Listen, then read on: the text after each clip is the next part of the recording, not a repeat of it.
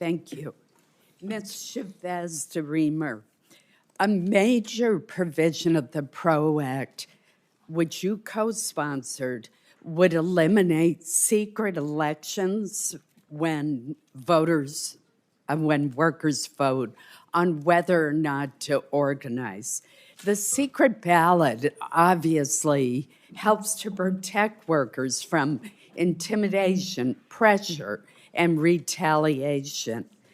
Do you continue to support the elimination of secret ballots in union elections? I do not support that portion. That's an important, supporting the secret ballot is key, not only to protect the employee from maybe a bad union, but also a bad worker. So I think it's good to have that democracy in keeping those ballots protected, the secret ballot. Let me turn to a different issue. In the last administration, OSHA published a proposed rule that would affect our firefighters and our fire departments. I've heard directly from many volunteer and rural firefighters from the state of Maine who have concerns about the high compliance costs and what they view as totally impractical training requirements that this rule would impose. Some of the larger departments could accommodate these changes, but the majority of the fire departments in Maine are not large. They're serving small rural communities. OSHA itself has estimated that the nationwide compliance costs could exceed $100 million per year for volunteer fire departments alone. And so the result is going to be closed departments, a reduced firefighter workforce, and harming public safety in small rural communities. Although there may be some benefits to take a look at the old standards and see if they are updated, what OSHA has published would be extremely harmful and actually decrease public safety in rural America.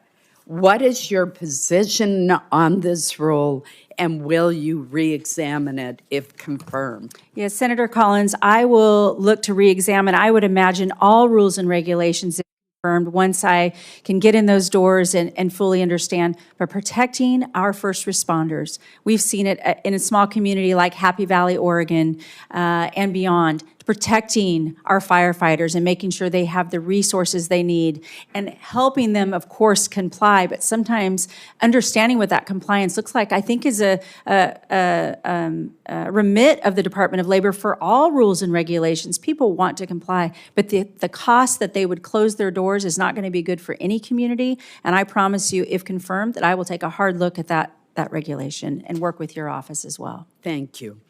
Last year, the state of Maine had 15 million tourists. That is about 10 times our state's total population. So it's not surprising that those who are in the hospitality industry, despite every effort, cannot come up with a sufficient number of employees to serve the flood of tourists, which we are very happy to welcome to the great state of Maine.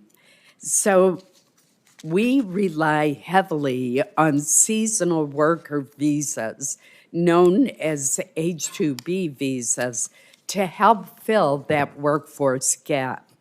Can you commit to making available the maximum amount of H-2B visas that Congress authorizes? There's some discretion on what the number will be, but Congress gives the administration the authority to go to the maximum level. That's right, Senator. I commit to working not only with you all, and this is brought up by many of you in our meetings on how important the H-2A, H-2B, H-1B visas are and the seasonal visas. I will work with the Department of Homeland Security Secretary Noem in looking at those caps. And the Department of Labor's role and remit on this is testing the market and understanding who's asking for these permits, and then working with the Department of Homeland and the Department of State to talk about that cap and whether or not Congress wants to enact that. So yes, I commit to working with you and them as well.